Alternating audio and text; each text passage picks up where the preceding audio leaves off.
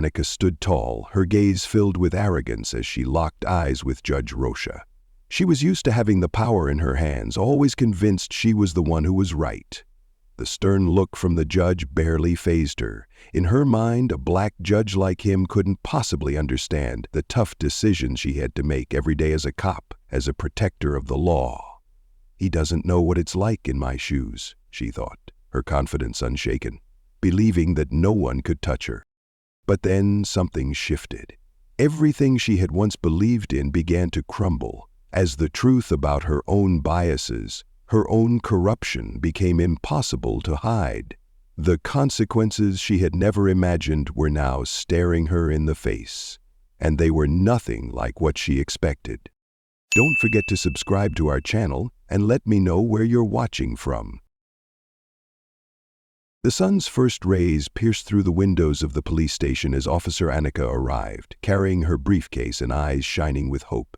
Today was her first day on patrol alone, and nothing could stop her from proving herself.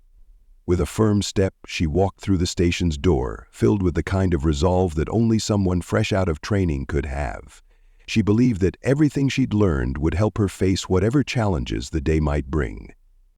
"You're the rookie, right?" A deep voice cut through her thoughts. Anika turned to find Sergeant Jake Mendez, a seasoned officer with over 20 years in the force. His hair was silver, his eyes sharp with experience. He took her in slowly, as though evaluating every move she made. "Yes, sir, that's right," Anika answered, trying to sound confident though there was a slight edge of tension in her voice. "I'm ready for today." Sergeant Mendez raised an eyebrow, his gaze penetrating. "You may be ready, but don't forget, this job isn't like what you learned in the academy. This city isn't a classroom. You'll need patience, and you'll have to understand the community before you make any moves." He paused, emphasizing each word. "Don't let blind confidence lead you into bad decisions. Remember, this job isn't just about enforcing the law, it's about serving the people." Anika listened, but her mind didn't fully embrace the advice. "I understand, but I believe in my abilities," she said, her face set with determination. "I'll do well." Sergeant Mendez just shook his head, not saying anything more. He turned away, leaving Anika standing alone amid the bustling sounds of the station. Taking a deep breath, a sense of excitement welled up inside her.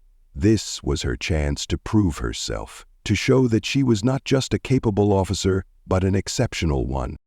Her first day started with a few simple tasks. She drove through neighborhoods where the locals were beginning their day. She tilted her head, wondering if this would be her beat for the long haul.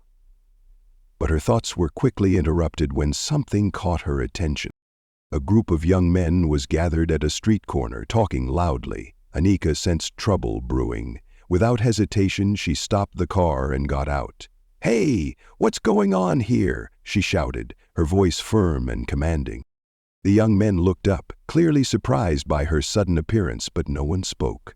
She moved closer, her eyes cold, her hand resting on the gun at her belt, making sure they saw it. "Move along, there's nothing to talk about here," she ordered, convinced that she had the situation under control. The young men didn't argue, but they didn't leave right away either. A sense of victory surged through Anika, but as she turned to head back to her car, a small question flickered in her mind. Did I really understand what was going on here? Throughout the day, Anika handled what seemed like routine situations, but with each encounter, she started to feel a little uncertain about how she was engaging with the community. An older man, when asked by Anika to stop and show his papers, looked at her with a disappointed gaze. Not out of fear, but contempt. A child standing on the sidewalk watched her with curiosity, yet didn't seem to feel safe, even though Anika hadn't done anything wrong. She was proud of her self-assurance, but what she didn't realize was that her tough approach was starting to create distance between herself and the community she was supposed to protect. Deep down, she still believed that being firm and quick was the best way to solve problems. But, as Sergeant Mendez had warned, perhaps she needed to learn to see things more deeply, not just for what was on the surface. By the end of the day, Anika returned to the station. She looked at herself in the mirror, wondering if she had really done a good job.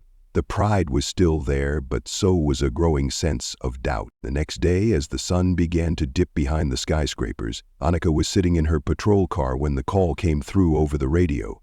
She felt a rush of confidence as the dispatcher's voice crackled through the speaker.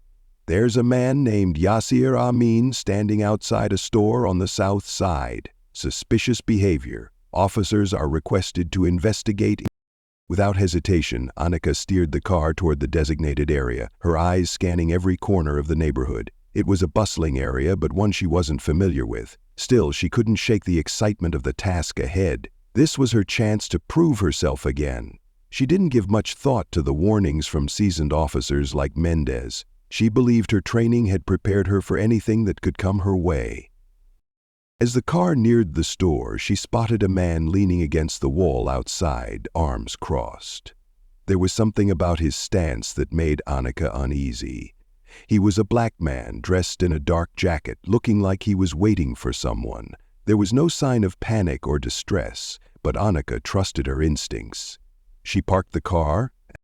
When she approached, the man looked up at her with calm, unflinching eyes. "Can I help you?" he asked, his tone steady. "Do you have ID?" Anika asked, her voice firm with no room for patience. Yasir Amin studied her for a moment before responding. "Why should I show you my ID? I'm just waiting for a friend." "That's suspicious behavior. I need to see your ID now," Anika demanded without hesitation. Yasir Amin didn't move, his eyes still steady, his expression unbothered. "You don't have any reason to ask me for that. I'm just a regular guy, not doing anything wrong." Anika's anger flared, and with it all reason seemed to slip away. His gaze felt defiant, almost dismissive. "How do I know if you're telling the truth unless I check your ID? You're breaking the rules," she snapped, her voice rising. He said nothing more, just stared back at her, and then, as if he realized the situation had escalated, he spoke again. "You want to arrest me, don't you?" His voice was calm, but there was a hint of sarcasm. There was no time for second-guessing. "Put your hands on the wall. I'm arresting you," Anika ordered sharply. The situation escalated quickly. When Yasir Amin didn't comply, Anika felt she had no choice but to take more aggressive action. She reached for her gun, prepared for any resistance. But Yasir just stood there, unmoving. At that moment, a group of bystanders started noticing the tension, pulling out their phones to record. The confrontation, though brief, was being captured on camera. Anika didn't care. She was too focused on taking control and proving herself right. When Yasir still wouldn't cooperate, she moved in, grabbing his arm to lead him to the squad car. As she drove back to the station, Anika felt a sense of victory. She thought she'd done the right thing, quick, effective. But something lingered in the back of her mind, a strange, unshakable feeling that she couldn't quite place, like a shadow she couldn't outrun. Back at the station, Anika sat down to write her report. In her mind, the incident was clear-cut.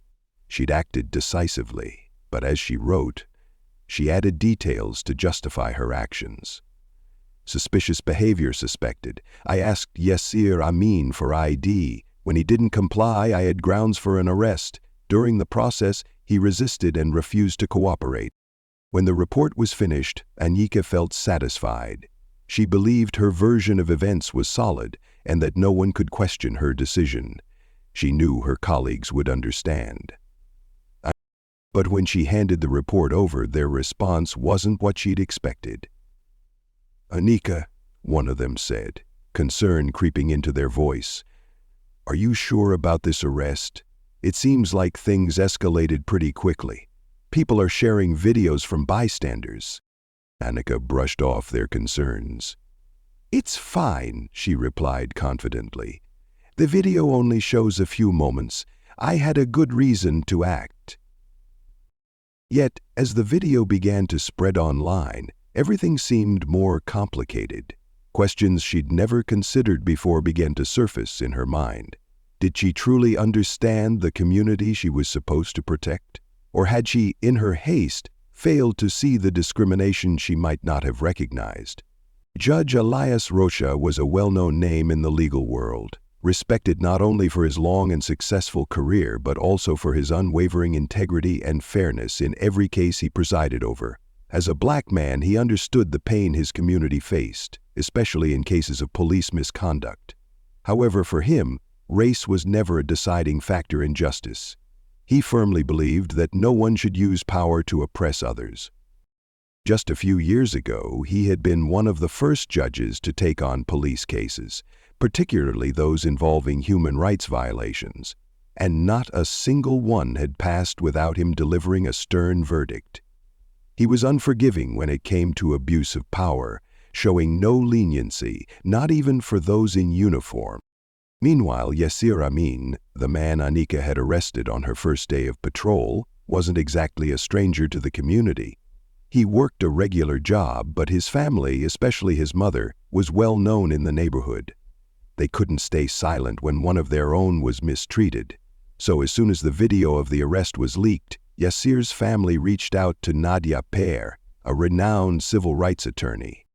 Nadia Pere was a brilliant and passionate lawyer, always standing up for the oppressed. When she saw the video and heard Yasir's family's story, she knew she had to step in. She understood that to bring about change, she had to take on a system that sometimes seemed to favor the powerful. "We can't let these abuses of power continue," Nadia said, her voice resolute. "We're suing the city, and we're demanding Judge Rocha hear this case." Anika never imagined that a small incident on her first day would spiral into such a high-profile investigation. But when she heard that Judge Rocha would be the one overseeing the case, she felt a chill run down her spine. The next day, Anika walked into the courtroom where Judge Rocha would preside over the lawsuit brought by Yasir's family. She entered with a tight, controlled expression, telling herself that this was just a formality and nothing to be afraid of. But as soon as she saw Judge Rocha enter the room, she couldn't shake the discomfort in her gut. Rocha was a middle-aged man, his face stern, his hair peppered with gray, and his eyes sharp, as if he could see straight through you. Anika couldn't help but notice that he was a black man. Though she'd been on the force for some time, she'd never had to face a black judge in any of her cases. In her mind, a thought began to form. A negative, doubtful thought. Could he really be objective with me? She wondered. Could he be fair in a case involving a cop? Especially when that cop is me? Anika didn't want to admit it, but the doubt was already creeping in. She remembered what Mendez had warned her about understanding and respecting the community she served, but now here she was, judging a man solely based on his race. She knew it wasn't right, but the thought kept circling in her mind. When the trial began, Judge Rocha looked at Anika and Yasir's family with a calm yet commanding presence. He asked both sides to present their arguments. Nadia Pere stood up, clearly and methodically explaining the details of Anika's actions during the arrest, emphasizing how she had abused her power without proper justification. She urged the judge to review the video closely and open an investigation into Anika's conduct. Anika sat there, feeling every eye in the room on her. When it was her turn to speak, she tried to keep her composure. "I acted on the orders from the radio and for the safety of the community," she said, her voice wavering slightly. "I didn't intend to discriminate or misuse my power." Judge Rocha listened, but his gaze didn't waver. He knew that justice could never be served through discrimination, whether intentional or not. "Officer Anika," he said calmly, his voice carrying weight, "I understand you're defending yourself, and your reasons may seem valid in some cases. However, your actions, taken without control and without truly understanding the situation, are not just a legal matter, they're a humanitarian one. You chose to act impulsively, without taking the time to understand the full context." Anika felt his words pierce deep into her. She wanted to argue, to defend herself, but she couldn't find the right words. In that moment, she realized that not everything could be solved with confidence and haste. Sometimes patience and understanding were the most important things. But would she have enough time to change her mindset and her actions? Judge Rocha wasn't quick to deliver a decision. He wanted to take the time to thoroughly review all the evidence and testimonies before making a ruling. "I will make my decision after carefully considering all the facts and evidence," he said, settling back in his chair, his gaze never leaving the people in the courtroom. Anika felt a vague sense of unease rising within her. Would justice truly be served in this case? Could she escape the judgment and the truth of her actions? The next day, as the courtroom doors swung open, Anika entered with her heart full of confidence. She still believed that Judge Rocha would understand her actions, that he would see everything she did was to protect the community. Though a vague sense of unease lingered, she told herself this trial wouldn't last long, that the truth would prove her right. Anika took her seat, scanning the room.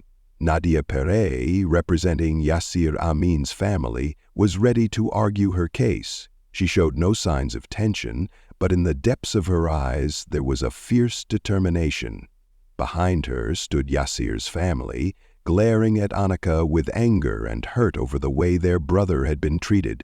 Judge Rocha entered, calm but sharp as ever. He sat down and the room fell silent. Anika could feel every eye on her, but she steadied herself, keeping her focus. Rocha addressed the court and asked Nadia to present the case. Nadia stood, meeting Rocha's gaze, and began outlining the events leading to the lawsuit. She described in detail how Anika had arrested Yasir without just cause and criticized her actions as an abuse of power. "The video of the incident isn't just crucial evidence, it's a clear demonstration of the wrongdoing committed by the defendant," Nadia said with conviction. "We ask that the judge carefully review the video and the testimonies of the witnesses who were present at the scene." As Nadia mentioned the witnesses, Anika felt a wave of discomfort wash over her. She called forth the bystanders who had recorded the video. They had no ties to Yasir, but their testimonies were undeniable. They vividly recounted the events, describing how Anika had demanded Yasir's ID without justification and treated him like a criminal, without thinking twice. With every witness statement, Anika felt the ground slip away beneath her.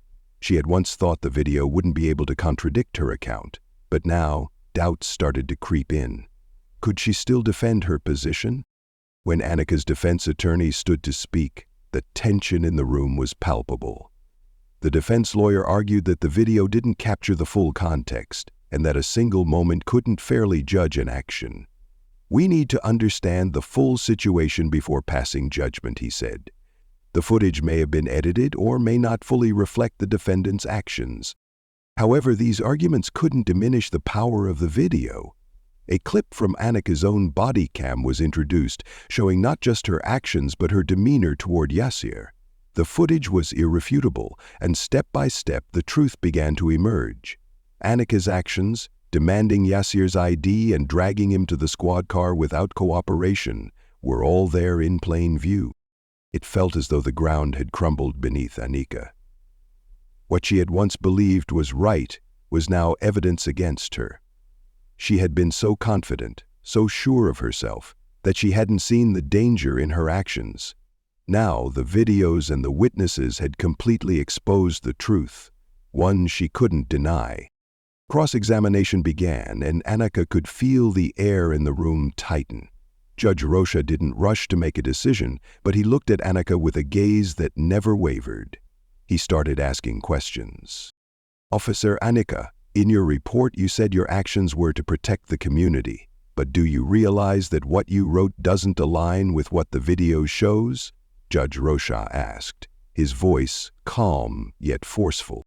Anika paused, feeling as though a storm was rising inside her. She felt exposed, with no shield to protect her anymore. I just wanted to do the right thing," she stammered. I didn't think it would turn out like this." Judge Rocha's gaze remained unflinching. "You falsified your report. You can't base your decisions on personal feelings when you're in a position like this. You must act fairly, cautiously, and always adhere to principles." Anika felt his words hit like a punch to the gut. Everything she had built, her career, her self-esteem, seemed to be falling apart. I was wrong," she said weakly. She couldn't hide the truth anymore. "I wrote the report wrong. I made a mistake. The sense of freedom and power she had always trusted in began to fade. She realized that confidence wasn't always the right path, and sometimes patience and understanding the community were what mattered most. But now what she faced wasn't just a lawsuit, it was a truth she had a hard time accepting. Judge Rocha looked at her for a long moment, then spoke in a steady tone. You've admitted your mistake, but the road ahead won't be easy. Justice will be served no matter who the offender is. Remember that. Anika didn't know what would happen next, but she understood she would have to face the consequences of her actions. The freedom she once had now left a stain on her mind. The investigation was becoming more complicated by the day. Everything Anika had once trusted, her career, her self-consciousness, was crumbling around her. What she had thought was a simple mistake on her first day of patrol was now unraveling a darker story of misconduct within the police force. Evidence from other incidents, not just from her training but from later duties, began to surface. Piece by piece, like fragments of a much bigger story than she could have ever imagined. Videos of similar situations, times when Anika acted too quickly, lacked patience, and abused her power without considering the consequences, were released. These weren't just from bystanders, they came from her own colleagues, those who could no longer stand by and watch the truth be hidden. The videos showed unclear arrests, violent actions, and a blatant disregard for human rights. The community was beginning to see that this wasn't just an isolated mistake, but a sign of a much larger issue within the police force. In a new hearing, Nadia Pear stood once again, fighting for Yasir Amin's family. But this time she wasn't just addressing Anika's actions. She made it clear that the issue went far beyond one officer's mistake. This is not just a case about a cop making a mistake, Nadia began, her voice strong and clear in the courtroom. We're facing a system that allows misconduct to be swept under the rug, a system with no accountability, no oversight. This is a widespread issue, not just about one person but about the entire system we've built. Nadia pointed to the evidence presented in court. These videos are only a small part of a much bigger system where power is abused. Officers like Anika are not the exception. They are products of a system that teaches them they can act without consequences as long as they wear the uniform. She turned to Judge Rocha, her gaze unwavering. We cannot just blame an individual and ignore the fact that these officers were trained, raised in an environment where wrongdoing was forgiven. Anika sat silently in the courtroom, her eyes clouded with disappointment. Every word from Nadia felt like a knife to her heart. What Nadia said didn't just force Anika to face her actions, it made her realize that she was part of something much bigger than herself. She had thought she was just a rookie, lacking experience, acting too hastily, and making mistakes. But now, she understood that her actions were only a small part of a much larger picture that she had never fully comprehended. The feeling of collapse inside her grew stronger. Anika had once believed she could change the world by enforcing justice, but now she saw that she and her colleagues were part of the very system she thought she was fighting against. She wasn't the only one at fault. All the officers who trained her, who taught her, were part of the problem. She had been just a small cog in a broken machine, and everything she once believed to be justifiable now seemed like a reflection of the injustice and discrimination she had never seen. As the trial continued, Judge Rocha began asking Anika questions, his tone now unmasked by the weight of his scrutiny. Officer Anika, do you understand that your actions didn't just affect an individual but also the entire community you're meant to protect? Do you realize that your actions contributed to the mistrust, the division between the police and the people you're supposed to serve? Anika couldn't answer right away. She couldn't find the words to justify herself. The images of Yasir Amin, of the other civilians she had treated with aggression and disrespect, flashed in her mind.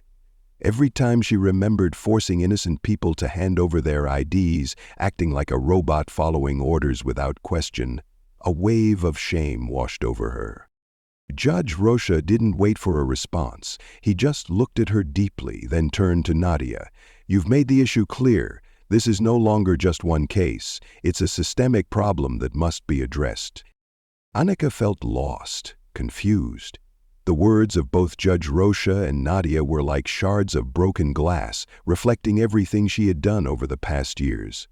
She began to understand that this wasn't just a string of personal events.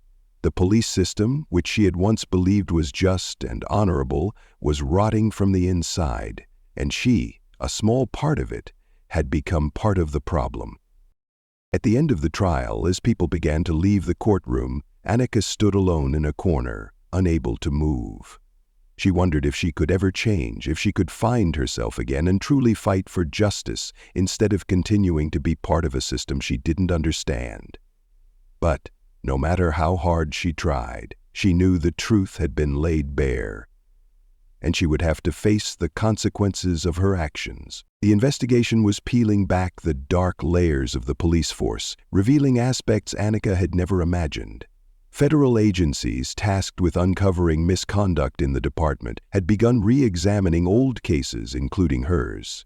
The evidence that was gathered not only pointed to her, but also to a vast network of corruption within the force. A system where officers were manipulated to cover for one another, turning a blind eye to wrongdoings. Anika could no longer deny the truth. Summoned to provide information, she sat across from a team of federal investigators in a cold room, where their seriousness was undeniable. They didn't need to convince her that what they knew about the police system went far beyond anything she'd ever imagined. They had evidence of a network that not only manipulated situations, but forced officers to file false reports, protect corrupt colleagues, and ignore criminal acts. "Anika, we've gathered enough evidence to show you're not the only one," one of the investigators said, his gaze stern. "We know you were trained this way. We want you to tell us what you were taught and how other officers behaved in similar situations." Anika's confidence had vanished. She felt a knot of fear tighten in her throat as she faced the truth she'd never dared acknowledge. Memories of her training began to flood her mind. She recalled lessons on how to handle complex situations, how to protect herself and her colleagues at all costs, even if it meant falsifying reports to cover up wrongdoings. Those lessons had never been about justice or honesty. They were about tactics, about keeping the police force's image spotless. "We know you've altered reports and manipulated situations to protect your colleagues," the investigator continued. "This isn't an individual act. It's part of a larger system. So, Anika, are you ready to tell the truth about what happened?" That question cut through her like a knife.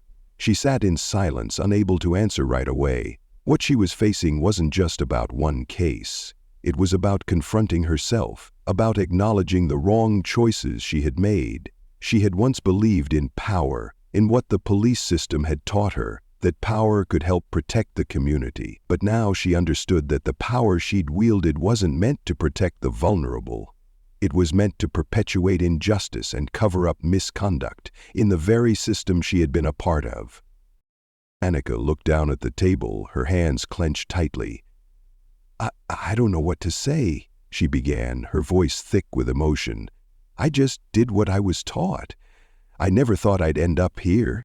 The guilt and shame nearly choked her, making it hard to continue. But then, as if some deeper strength rose within her, Anika began to speak. She described in detail the training sessions, the demands from higher-ups to protect colleagues in murky situations, and the way they manipulated events to maintain the reputation of the force. She remembered the time she'd written false reports to cover up her colleagues' mistakes, ignoring improper behavior just to avoid upsetting anyone in the system. "I always thought I was doing the right thing," Anika said, her voice shaking. "I was convinced that following orders was enough. I never thought about the consequences." As she finished her testimony, the investigators sat quietly, not saying a word for a moment. Though they had already known all of this, hearing it directly from Anika made everything clearer than ever. She wasn't a villain, but she had been pulled into a system that had blurred her ability to distinguish right from wrong. Anika felt an invisible weight press down on her shoulders. She was no longer in control of her life, no longer the strong police officer she had once dreamed of becoming. What she had trusted now felt like a play that had been exposed, a thin veil that had been ripped apart. She had come to realize that true power wasn't about control. It was about how it was used to serve justice and protect the community. That was something she had forgotten all along. As the investigation continued, Anika understood that she had to face the truth about her role in a much larger system. She was no longer just an officer who made mistakes. She was part of a corrupt network that had infiltrated every corner of the police force. But now she had acknowledged the truth, and she knew that the road ahead wouldn't be an easy one. She could no longer look the other way, could no longer live in the lies and the cover-ups. Anika stood in the courtroom, her hands trembling, her gaze fixed on the floor. Her heart pounded in her chest, each beat a reminder that everything she had once believed in was being tested. The words she had prepared, the apologies she would offer, couldn't change the past, but they were the first step in facing the consequences of her actions. As the trial began, every eye in the room was on her. Judge Rocha sat at the bench, his gaze sharp like a blade, making it clear that no lies would slip by him. Anika knew this was the most important moment of her life, a moment when she would confront the wrongs she had committed and the people she had hurt. "Anika," Judge Rocha's voice rang out, deep and commanding. "You've admitted your guilt, but now we need to see that taking responsibility is just the beginning. What will you do next to prove that you are truly remorseful and want to make amends for the harm you've caused?" Anika took a deep breath, feeling the air in the room grow heavy. She stood up, her eyes landing on Yasir Amin, the man she had hurt during the arrest. He sat still, his eyes cold and filled with disappointment, as if he couldn't believe that a fellow officer could treat him this way. "Yasir, I'm sorry," Anika's voice faltered. "I hurt you, made you endure things you didn't deserve, all because I acted without thinking. I can't change what happened, but I hope you can understand that I truly regret what I did." Tears began to fall from her eyes, but she didn't stop them. What she felt now wasn't just regret, it was a deep awakening, a realization of the impact her actions had on others. "I'm sorry not just for hurting you, but for hurting others as well. I abused the power I had and failed to see the wrongs within the system I was a part of." The courtroom fell silent, the tension palpable. Judge Rocha watched her intently, as if ensuring she truly understood the weight of her words. After a long pause, he nodded and turned toward Yasir's family. "We can't change what's been done," Judge Rocha said, his voice steady but lacking complete approval. "But this public admission of guilt is the first step toward making things right. Anika's actions, perhaps, can serve as a lesson for others in the force." He glanced at Anika one last time, then added, "Now, we must address the system you've been a part of. Reform is necessary." Anika sat back down, her mind heavy with anxiety. She knew that what she had just done was only the beginning of a long journey, and that making amends wouldn't be easy. But at least she had found the courage to face what had happened, and now she would have to prove that she could change. Soon after the trial, city authorities could no longer ignore the pressure. Public outcry and ongoing investigations forced them to implement wide-reaching reforms within the police force. These reforms weren't just about handling one officer's actions, they were about changing the entire system. The city decided to launch a comprehensive retraining program focused on racial bias and police conduct. Officers would be trained not just in the law but in respecting human rights, learning how to handle situations without abusing power.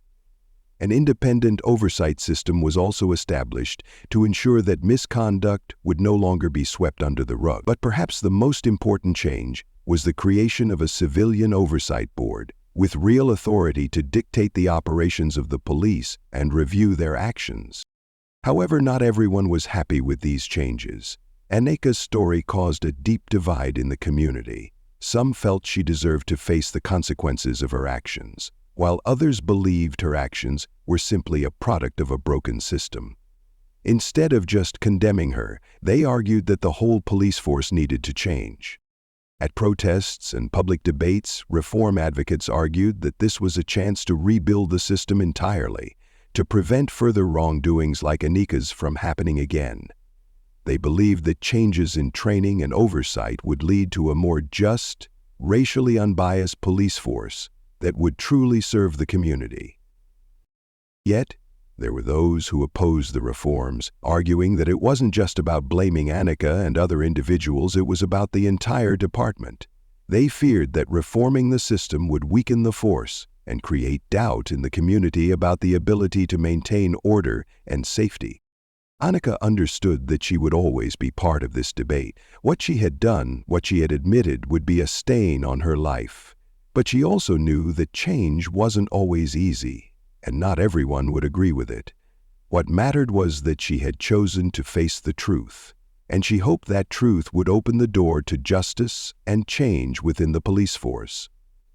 As we said, many gathered for 4 weeks and lasted through months of blood, sweat, and tears when the group was called to the mortician gallery and then the van. In the days that followed, Anika continued to work, but she was no longer the confident, strong officer she once was.